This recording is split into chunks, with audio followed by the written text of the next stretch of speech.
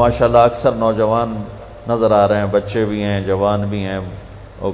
سفید بالوں والے تو بہت تھوڑے نظر آ رہے ہیں۔ میرے رب نے اپنی نبی کی بے شمار لامحدود صفات میں سے ایک صفت کا نام لیا، یرید ان یبعث امیا من الامیین،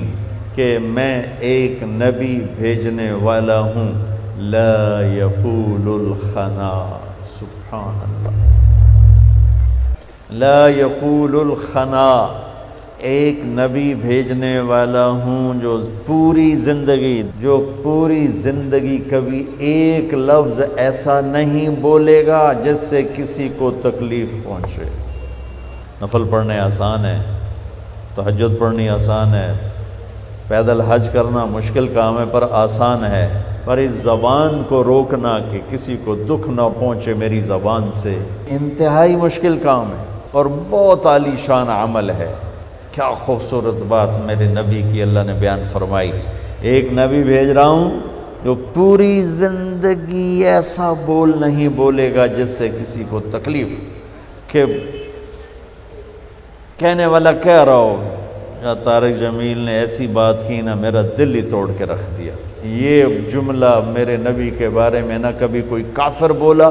اور نہ کوئی صحابی بولا اور نہ کوئی اپنا بولا نہ کوئی غیر بولا، سبحان اللہ، کہ زندگی میں زبان سے پھول جھڑے، شہد جیسا میٹھا بول نکلا۔ ایک بڑے صحابی ہیں، ان کا نام ہے ابو دجانہ، یہ بڑے صحابہ میں ہیں، میرے نبی کے سفروں میں ساتھ رہے، اور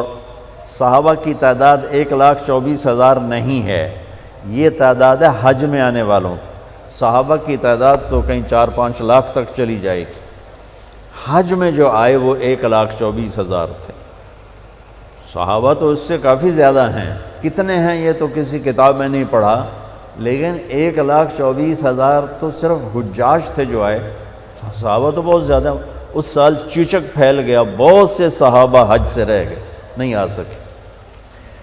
ان سارے صحابہ میں جنہوں نے ہر سفر اپنے نبی کے ساتھ کیا، ان کی تعداد 200 سے زیادہ نہیں، 200 سے، یہ 3-4-5 لاکھ صحابہ کا خلاصہ ہیں 200 صحابہ، پھر ان کا خلاصہ ہے سابقین اولین، اور اس میں ہے ابو دجانہ۔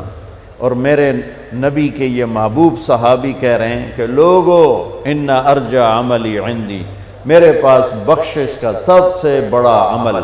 میرے پاس بخشش کا سب سے بڑا عمل صحابی ہونا نہیں،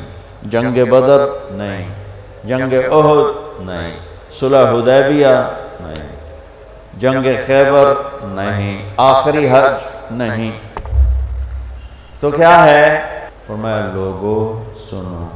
میرے پاس بخشش کا سب سے بڑا عمل یہ ہے